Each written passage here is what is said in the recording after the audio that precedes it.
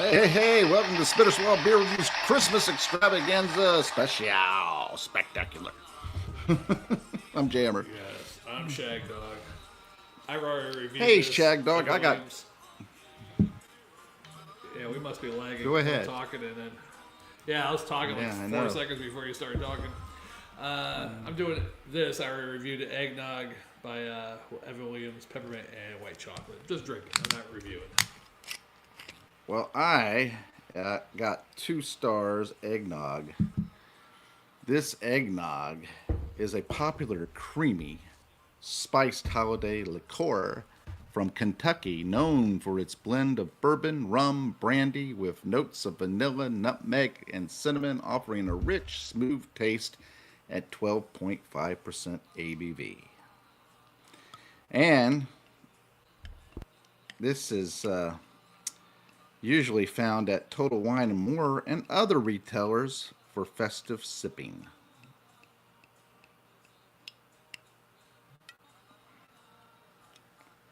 Shagdog, are you there? Yeah, I'm checking the camera. You're moving now, but you're frozen there for the longest time. And I checked here, and you're still frozen there. Now you're moving. All right, you should be good now. All right. Well, at least we got your audio. I know what that noise is. Okay. It's you. Yeah, that's when I put my phone over by the damn microphone. Is that what happens there? All right. Ruin the whole flow of the review. We did hear all the audio. You just were frozen. Well, anyway, it's a nice, typical eggnog color there, a little off-white. Got that boozy rum, bourbon there. I got notes of the vanilla, nutmeg, and cinnamon there. You know, I'm going to dive in. Cheers. Hey, cheers, brother. Yeah, I like this because boozy here too. Bourbon, Kentucky bourbon, whiskey, blended whiskey liqueur, and rum and brandy. So, I mean, everything you want and more is in there. Hey, this is another one that that I would prefer to get because the taste, the texture, it's very smooth and creamy.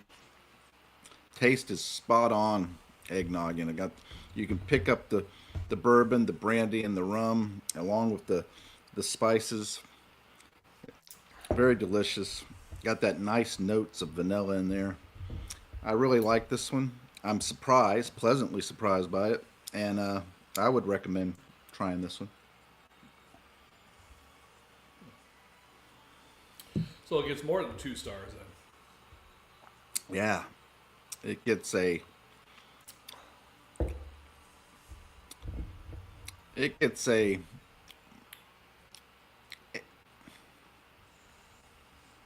B plus and a swaff.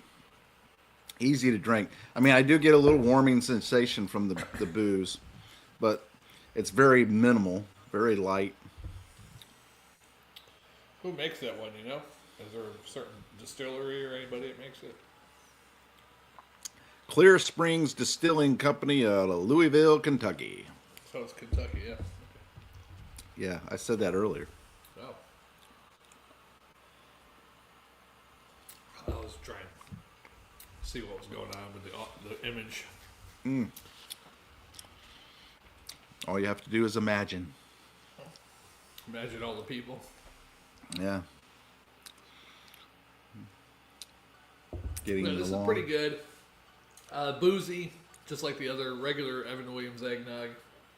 Jammer fan, when he was on with me a week or two ago, or whenever it was, he had the regular Evan Willliams whiskey, which I never had before. So I was like, wow. Yeah, and then he never came back. He said, I'll be back. Yeah, I got more whiskey. Yeah, Never came well, back. you drink a whole bottle of whiskey, you're not coming back. Let's That was face delicious. it. I still like the Pennsylvania eggnog the best, Pennsylvania Dutch. But this is the best one with the booziness in it, I think.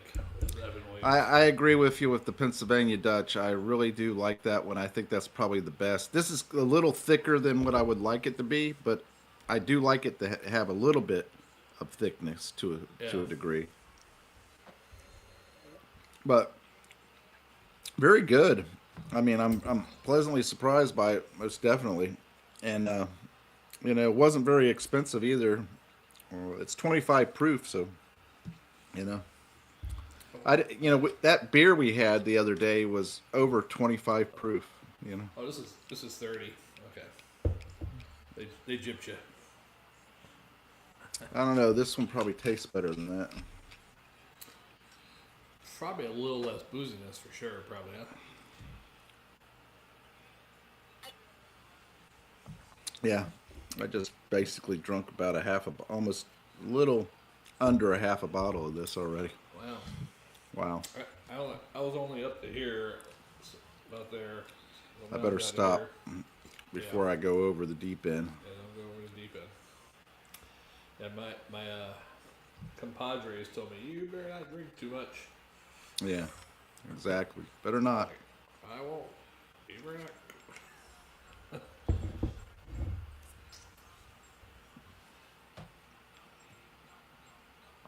What I do like to see when I'm drinking this is the vanilla specks. Oh yeah. I like to see vanilla specks. I don't Yeah. see any in this. It's just a off-white color. I don't see any in this either. Yeah. This is vanilla or wait. Oh, peppermint white chocolate. But yeah, that's just my preference, knowing that they use real vanilla, not artificial. I don't know if they use artificial or real, because even though I have the ingredients here, it doesn't say if it's real vanilla. It does say vanilla, nutmeg, and cinnamon spices, but Here, Jimmy, let me help you out. You froze up again. I should just boot you. Okay, you're back. boy, it's all because I go to the other web page What web page? to look for ingredients. Oh, really? Is that slowing you down? I thought you had a really I good guess it's slowing it down for some reason. I got a good connection. I don't understand why. Maybe you're due for an update. My connection's solid. I think it's just you. Anyway, very delicious, very easy to drink. It's a little creamy, velvety type taste. Texture and taste is wonderful. I would recommend it. If you get a chance, try it. Let us know what you think.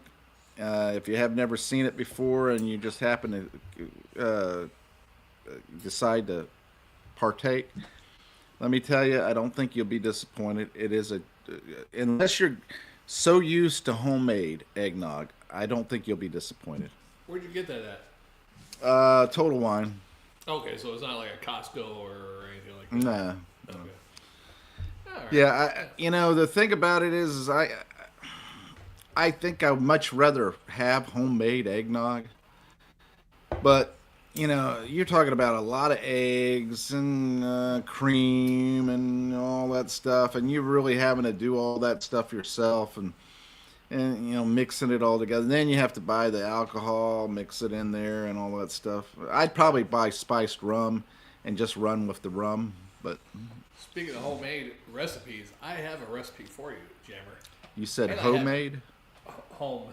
Home, Not home. okay. No, we could have homemade. But I do That would have- make a great YouTube channel. Homemade cooking. I do have some history for you, Jammer. And I sent you some notes on the history of eggnog.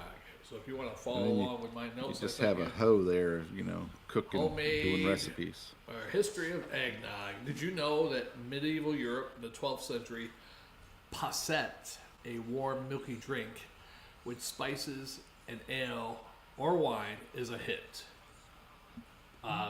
Basically, 14th century, posset evolved. Some versions include eggs. Yes, I've heard of that. Passat. I actually heard it called Passat. Passat, probably. But Passat is probably correct. Yeah. Did you get any of my notes I sent you on the other history if you want to join me? Or Oh, you got notes? yes, I Oh boy. messaged you some of the notes of the Oh, history. well, I did join not me. know that. Yes. Join me, huh? Passette or Passate or whatever. Yeah, left off. Dutch Advocate, 1500s Dutch Avocate. Creamy, eggy drink with brandy influences eggnog for the future. Yeah. Advocate, yeah. 1600s, colonists bring passettes, like drinks to America. Rum and other spirits are added. Yeah, Americans added that. Yeah. See? We improved upon the lack. Everything, yeah. Yeah. 1700s eggnog popularity grows in American colonies, and it becomes a staple during the holiday season Right. and gatherings. 1775, George Washington's troops get eggnog rations. His recipe includes whiskey, rum, and spices. I'm sure they loved George. George knew what to do. He would turn around and give you alcohol. And say, yeah, we're going to give you and beer. We're going to give you beer. And why? Because he loved his, well, I don't know if he loved his troops, but the troops loved him because he supplied alcohol, Right. Okay, so 1800s eggnog's association with Christmas and New Year's in the U.S. Prohibition causes from Prohibition 1920 to 33. I don't think I was supposed to read that. Go ahead. Keep going. Keep going. Anyway, Prohibition in 1920 to 1933. Eggnog's popularity because of that kind of goes off the deep end and tanks pretty much, but it survives in some forms. Yep. In the 1950s and 60s, commercial eggnog, such as this, production starts in the U.S. Isn't it something in the 1950s and 60s that happened? They're the best decades there, right? Yeah. After World War II. We were a superpower, and 50s and 60s, then it started. Yeah. Present day, eggnog's a holiday favorite enjoyed with or without booze. That's what's really impressive. They have it in the grocery store and they have it in the liquor store. So you can have it with or without the booze, and that's a good thing for teetotalers or Alcoholics Anonymous, that kind of thing. And in various flavors. I mean, look at you. You got peppermint. I mean, Yeah. I even saw a white chocolate, and also a peanut butter eggnog. Peppermint and white chocolate. That would be very interesting. If you want the inside scoop on eggnog recipes or traditions, you can just call up Shagdog. He'll let you know. Or Googleize it. Yeah, Googleize it. All right, George Washington that they mentioned earlier, his eggnog recipe from the 1770s had 1 pint of cream, 1 pint of milk, 6 eggs, 1 cup of sugar, a half cup of rum, a quarter cup of whiskey, quarter cup of brandy, and nutmeg to taste. You know what? We should try his recipe. We should make his recipe next year. Yeah, but he probably. This year. Homemade rum, whiskey. It was it distilled or I don't know how they made it back then in the 1700s, but. All I know is that I can get the rum and whiskey and brandy, and I got the spices already, so that's not a problem. I got sugar already. That's not a problem. I got eggs all the time.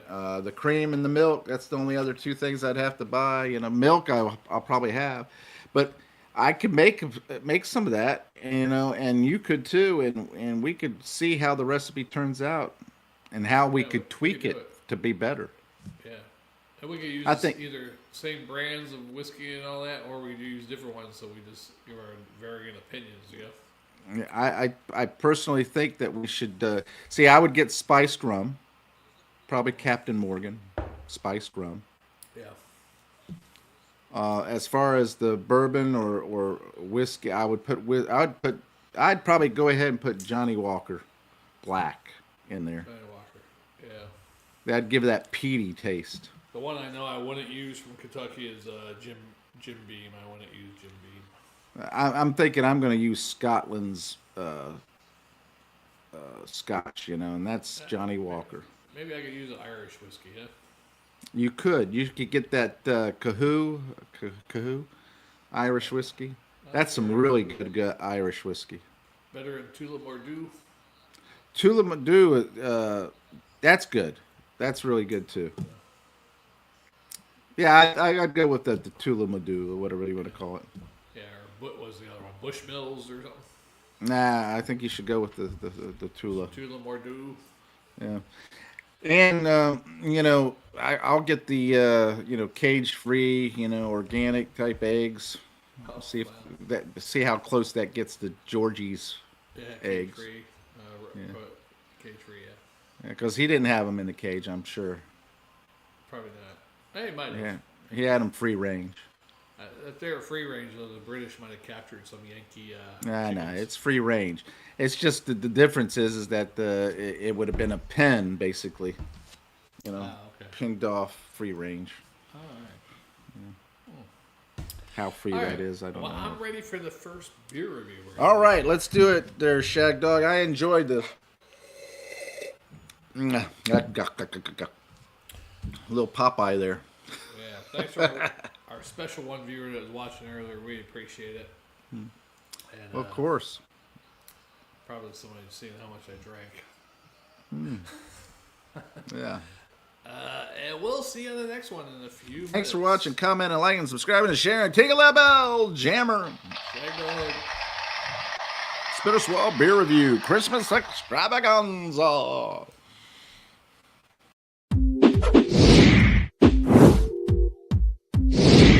Hey, join Shagdog and Jammer on the Spitter Swell Beer Review. And don't forget to